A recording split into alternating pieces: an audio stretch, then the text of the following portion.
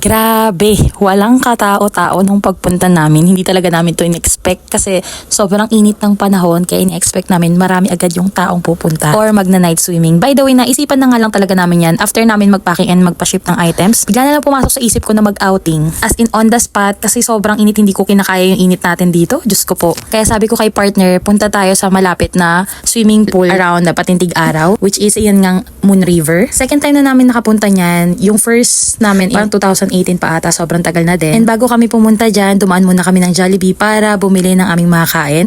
Yung mama ko, nag-book na lang ako ng angkas kasi hindi naman kami pwedeng tatlo sa motor. Unang-una bawal yon. Pangalawa, hindi rin talaga kasya. And after niya, nagbayad na kami sa cashier. Hindi ko na pala na-videohan. Inaamoy din ng kanilang staff kung yung tubig na dala nyo is gin kasi bawal yung mga alak, mga liquor. Pero nagtitinda naman sila. Like beer ata yung tinitinda nila sa loob. And pwede naman magdala ng mga foodang. Walang problema sa mga ganun. Pero kung magdadala ng mga alak, bawal talaga. 300 pesos nga pala para sa cottage and 180 pesos per head naman pag overnight. Hindi nadala ni mama yung kanyang senior card kaya walang discount. Kaya ang binayaran namin sa tatlo is 540 plus 300 pesos para naman sa ating cottage. Malawak yung area niyan mga mi, kaya merong parang trolley na ginagamit. Yun yung paglalagyan ng mga gamit natin hanggang papunta doon sa ating location which is dyan nga sa cottage. By the way, na yung pinakamurang cottage na meron sila which is yung 300 pesos. And grabe mga mi, halos iilan lang yung tao. Sobrang tahimik. Then yung naabutan ko dyan, wala pang naliligo kasi yung nasa kabilang table, yung anak nila naliligo. Pero nung dumating kami, umahon na. And after nun, naligo ulit yun, yung nakakalaro ko, ligo-ligo kami sa iba't ibang pool. Para kami nag-arkila ng resort mga mi.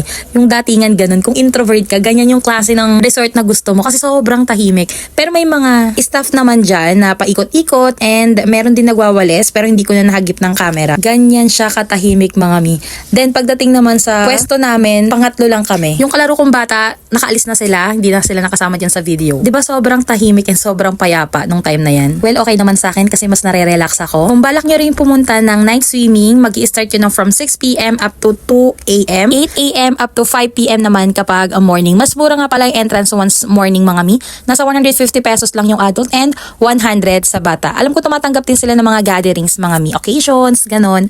Then lalagay ko na lang din yung page nila just in case gusto nyo silang kontakin and try yung service nila. Yun lang.